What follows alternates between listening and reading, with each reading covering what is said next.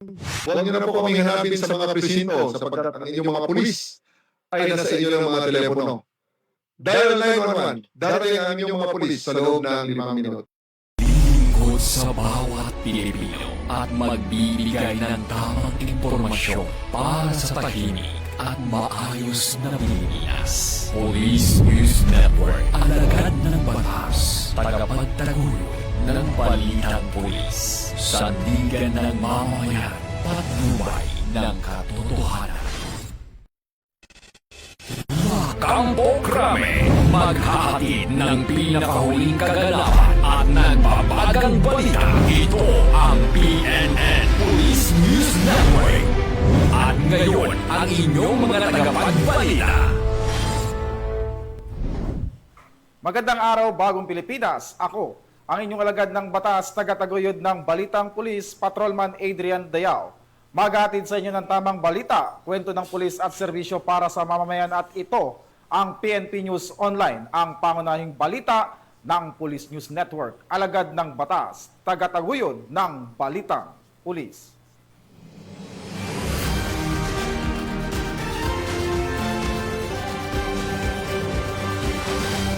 Narito ang mga balitang dapat nyong abangan.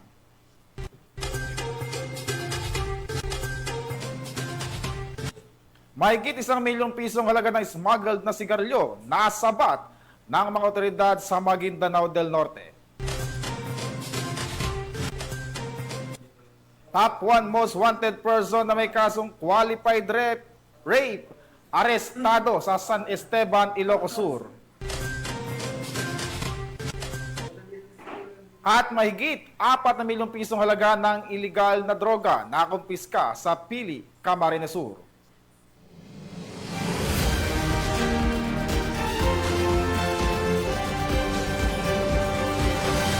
Narito ang mga balitang hatid ng ating PNN correspondents mula sa iba't ibang panig ng bansa.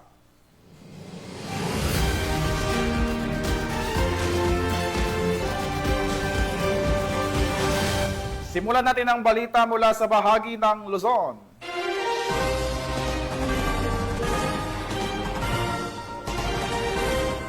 Sa bisa ng warrant of arrest na huli na ang tinuturing na top 1 most wanted person na may kasong qualified rape sa bayan ng San Esteban, Ilocos Sur. Narito ang report ni Police Corporal Rapi Viloria. Napasakalinaan ng mga otoridad ang kinikilalang top 1 most wanted person sa bayan ng San Esteban, Ilocos Sur nito lamang ika-4 ng Agosto taong kasalukuyan. Kinilala ang suspect na si alias Jimmy, 24 anyos, walang asawa, at residente ng Barangay Apatot, San Esteban, Ilocos Sur. Ang operasyon ay sinagawa sa pangunguna ng San Esteban Municipal Police Station, katuwang ang iba pang unit ng PNP sa barangay poblasyon ng nasabing bayan, alinsunod sa warrant of arrest na nilagdaan ni Honorable Fatima Vitamog Kirubin, Presiding Judge, Family Court, 1st Judicial Region, Branch 9, Narbacan, Ilocos Sur, na nagresulta sa pagkakaaresto ng naturang suspect kaugnay sa kasong qualified rape na walang kaukulang piyansa. Ang suspect ay nasa kustodiya ngayon ng San Esteban Municipal Police Station para sa dokumentasyon at tamang disposisyon. Ang tagumpay na ito ay nagpapatunay sa walang humpay na dedikasyon ng kapulisan ng Ilocos Region sa pagpapatupad ng batas at paghahatid ng katarungan para sa lahat. Mula dito sa Ilocos Region, ako ang inyong PNN correspondent, Police Corporal Rafi Viloria, alagad ng batas, tagataguyod ng Balitang Pulis. Maraming salamat sa iyo, Corporal Viloria. Naging matagumpay ang sinagawang bypass operation ng mga operatiba ng PNP Bicol matapos maaresto ang target sa operasyon na nagresulta sa pagkakakumpiska ng mahigit 4 na milyong pisong halaga ng illegal na droga sa Pili, Camarines Sur. Police Staff Sergeant Hani Tria Abad sa balita. Matagumpay na naaresto ng Police Regional Office 5 ang isang lalaki sa isinagawang buy-bust operation sa Pili, Camarines Sur nito lamang 2 araw ng Agosto taong kasalukuyan. Ang operasyon ay isinagawa ng pinagsamang mga operatiba mula sa Regional Police Drug Enforcement Unit 5, katuwang ang Pili Municipal Police Drug Enforcement Unit, Camarines Sur Provincial Intelligence Unit, at sa pagkikipag-ugnayan sa Philippine Drug Enforcement Agency Regional Office 5. Ang suspect na kilala bilang alias Musanip, 30 anyos, na residente ng Tondo, Maynila, ay naaresto matapos magbenta ng illegal na droga sa isang undercover operative. Nakumpiska ng mga otoridad ang 12 heat-sealed transparent plastic sachet na naglalaman ng hinihinalang shabu na may timbang na umabot ng 600 gramo na nagkakahalagang 4,80,000 piso. Mahaharap ang suspect sa paglabag sa RA 9165 o ang Comprehensive Dangerous Drugs Act of 2002. Pinuri naman ni Pro 5 Director na si Police Brigadier General Nestor C. Babagay Jr. ang kahusayan at dedikasyon ng mga operatiba sa walang humpay na pagsisikap na supuin ang iligal na droga sa naturang rehiyon. Mula dito sa Kabikolan, ako ang inyong PNN correspondent, Staff Sergeant Irene Maniliaban, alagad ng batas at tagataguyod ng Balitang Pulis.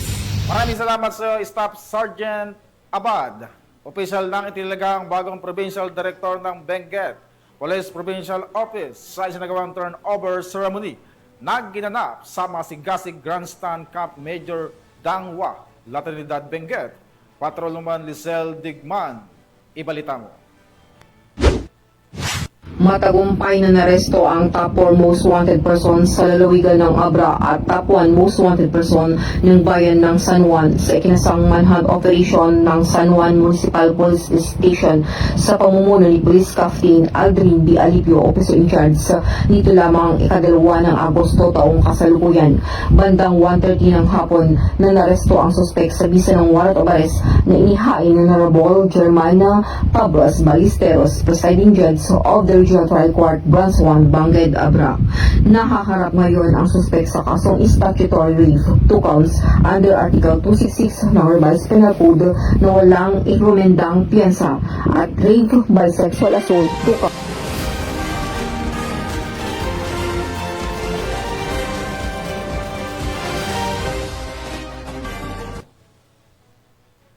Tungay naman natin ang mga balita mula sa Visayas.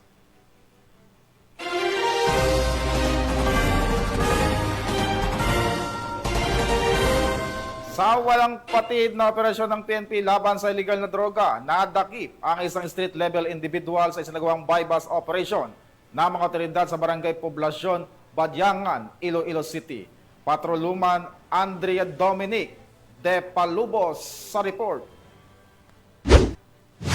Nanakip ang isang state-level individual sa isang matagumpay na buy-bust operation ng Badyangan Municipal Police Station kasama ang Police Drug Enforcement Unit sa Barangay Poblasyon, Badyangan, Iloilo City nito lamang 4 ng Agosto taong kasalukuyan. Kinilala ni Police Major Bonifacio L. Alabe Jr., Officer in Charge ng nasabing istasyon, ang suspect na si alias Ipil, 46 na taong gulang, residente ng nasabing lugar at isang dating OFW. Dagdag pa ni Police Major Alabre Jr., nakuha sa pag-iingat ng suspect ang 11 sachet ng hinihinalang shabu na may bigat na humigit kumulang 5 gramo at may standard drug price na tinatayang 34,000 piso, isang motorsiklo at iba pang non-drug items. Kasalukuyang nasa kustudiya na ng pulisya ang suspect para sa tamang disposisyon at haharap sa kasong paglabag sa RA 9165 o ang Comprehensive Dangerous Drugs Act of 2002. Hinihikayat ng Iloilo Police Provincial Office ang publiko na ipagpatuloy ang pakikiisa at pagbibigay ng impormasyon na isa sa mga pangunahing susi sa matagumpay na kampanya kontra droga. Ang matagumpay na operasyong ito ay patunay ng walang patid na pagsisikap ng Philippine National Police na tiyakin ang kapayapaan, kaligtasan at kaayusan sa bawat komunidad. Isa itong hakbang palayo sa dilim ng iligal na droga at isang hakbang palapit sa mas ligtas na kinabukasan para sa bawat Pilipino. Mula dito sa Western Visayas, ako ang inyong Police News Network Correspondent, Patrolwoman Andrea Dominic de Palobos, alagad ng batas, tagataguyod ng Balitang Pulis. Maraming salamat sa iyo, Patrolman De Palubos. Nakumpiska ang mahigit 1 milyong pisong halaga ng iligal na droga matapos magsagawa ng bypass operation ang mga operatiba ng Special Operation Unit 7 sa Barangay Guadalupe, Cebu City. Patrolwoman Annalyn Canoog sa detalye. Nakupiskang halos 1.4 milyon na halaga ng shabu sa ikinasang bypass operation ng operatiba ng Special Operations Unit 7 sa Barangay Guadalupe, Cebu City nitong kauna ng Agosto sa taong kasalukuyan. Kinilala ni Police Lieutenant Colonel Eduardo Guevara Jr., Officer in Charge ng Special Operations Unit 7, PNP DEG, ang suspect na si Alice Jack, 29 anyos, isang construction worker, at ang kasamahan nito na si Alice Alvin, 32 anyos, isang pintor. Banda alas 2:17 na madaling araw na ikinasang na ito ng operasyon ng pinagsalipuwersa ng operatiba ng Special Operations Unit 7, PNP DEG, PDEA 7, Regional Special Enforcement Team, Mandawi City Police Office, Police Station 9, Cebu City Police Office, IMIG 7, RIU 7, na humantong sa pagkakadakip sa mga sospek. Nakuha mula sa pag-iingat ng sospek isang belt bag, bypass money, at 5 pakete ng hinalang shabu na may kabuuang timbang na 205 na gramo na may tinatayang halaga ng 1,394,000 pesos. Kasalukuyang nakadetain ng sospek sa Police Station 9, Cebu City Police Office habang inihahanda ang kaukulang kaso na isasampa sa kanila. Isang paalala po sa ating mga kababayan na ang paggamit po at pagbibenta ng pinagbabawal na gamot ay isang seryosong suliranin na sumisira hindi lang sa katawan, kundi pati na rin sa kinabukasan ng bawat isa. Ang droga ay unti-unting pumapatay, sumisira, at ito po ay isa sa pangunahing dahilan ng karahasan, kahirapan, at pagsira ng pamilya. Sa ilalim po ng Republic Act 9165, ang Comprehensive Dangerous Drug Act of 2002, ang sinumang mahuling gumagamit, nagbibenta, nagdadala, o sangkot sa alinmang gawain na may kinalaman sa illegal na droga ay maaaring maharap sa may bigat na parusa tulad ng mahabang pagkakulong or habang buhay na sentensya. Huwag po natin hayaang masira ang ating buhay, ang ating kinabukasan. Umiwas sa droga, itigil ang paggamit, isuplong ang tutulak. Magtulungan tayong lahat, linisin ang komunidad at pagkatahan ang ating kababayan. Sa Region 7, kung ikaw ay tulak, umatras ka na. Dahil sa kamay ng Region 7, tiyak ang lubugsak. Ang tagumpay sa ganong operasyon ay nagpapakita ng dedikasyon at husay ng ating kapulisan sa paglaban sa illegal na droga at sa pagpapanatili ng kapayapaan at kaayusan sa komunidad. Mula dito sa Central Visayas, ako ang inyong Police News Network Correspondent, Patrolwoman Annalyn N. Canoog, alagad ng batas, tagataguyod ng Balitang Pulis. Maraming salamat sa iyo, Patrolwoman Canoog. Narito naman ang mga balita mula sa bahagi ng Mindanao.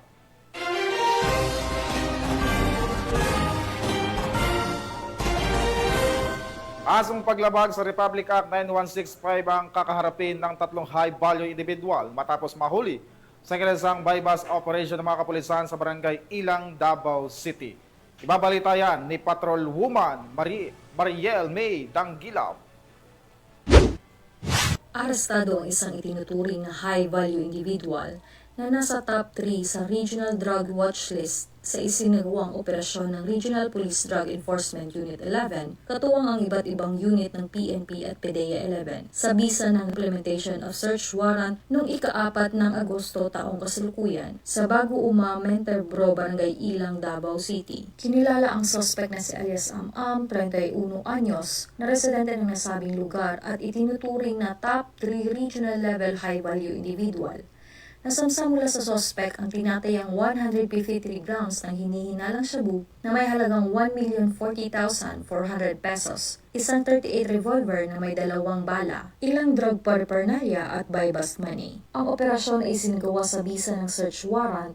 Ang suspect ay naharap sa kasong paglabag sa Republic Act 9165 o Comprehensive Dangerous Drugs Act of 2002. Samantala, patuloy ang kampanya ng Police Regional Office 11 kontra iligal na droga sa tulong ng lokal na pamahalaan at aktibong pakikiisa ng komunidad upang masiguro ang kapayapaan at kaayusan sa buong rehiyon. Mula dito sa Rehiyon 11, ako ang iyong PNN correspondent, Patrolwoman Mariel May Dangilaw, alagad ng batas, tagataguyod ng Balitang Pulis. Maraming salamat sa iyo, Patrolman Don Gilab. Nasabat ang tinatayang mahigit 1 milyong pisong halaga ng smuggled na sigarilyo habang arestado naman ang siyam na individual ng mga otoridad sa isang operasyon sa Maguindanao del Norte. Magbabalita dyan si Patrolwoman Angela Bandarlipe.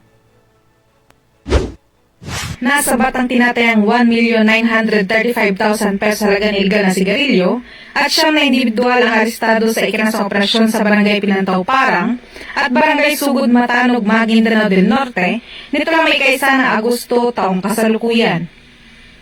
Pinangunahan ni Police Major Razak S. Mosa, hepe ng Parang MPS, ang naturang operasyon at naaresto ang siyam na suspect sa kasong paglabag sa Republic Act 10845 o Anti-Agricultural Smuggling Act of 2016.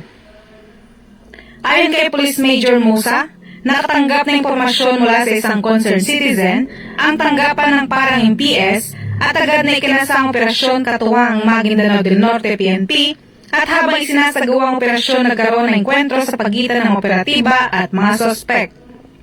Matagumpay na naaresto ang mga sospek at nakumpiska mula sa mga ito ang 129 kahon na iligal na sigarilyo na tinatayang nagkakahalaga ng 1,935,000 pesos, isang M16A1 rifle na may isang magazine at 17 bala ng 5.56 mm, isang caliber .45 pistol na may isang magazine at 7 bala, isang brown Toyota Innova, isang multicab at isang white elf truck.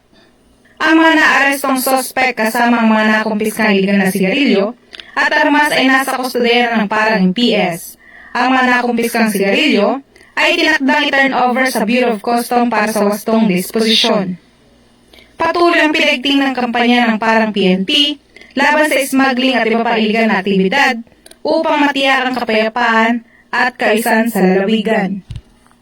Mula rito sa Leon ng Bangsamoro, ako ang iyong Police News Network Correspondent, Patrolwoman Angela Bandarlipe, alagad ng batas, tagataguyod ng balitang pulis.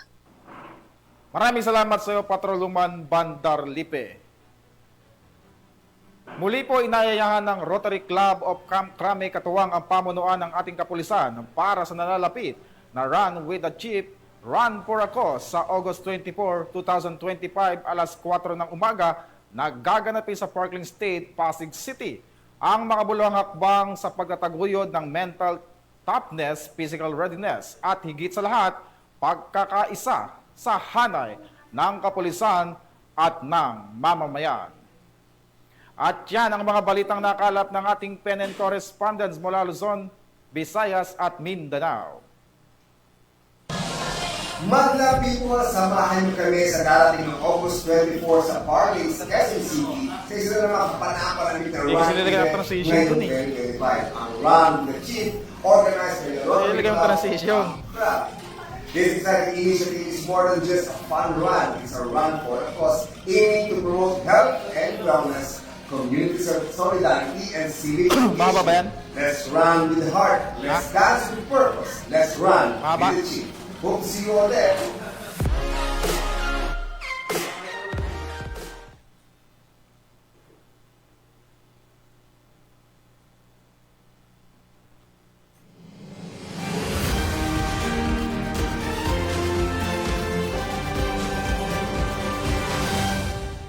Sa ngalan ng pamunuan ng Philippine National Police sa pangunan ni Chief PNP Police General Nicolas Torre III at sa pamumuno ni President Ferdinand Bongbong Marcos Jr., kami maglilingkod sa bawat Pilipino at magbibigay ng tama at balanseng balita dahil dito sa bagong Pilipinas, ang gusto ng pulis, ligtas ka.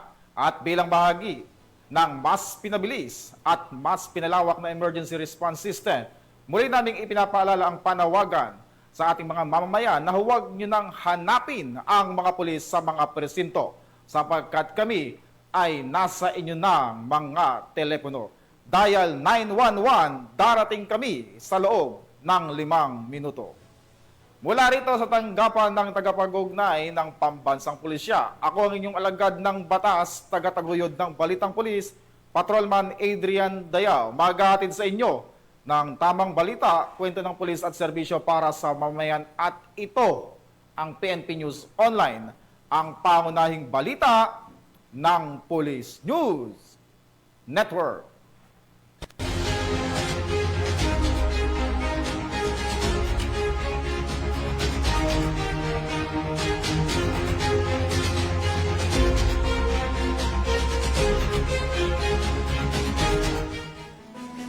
Police News Network, alagad ng batas, tagapagtaguyod ng balitang pulis.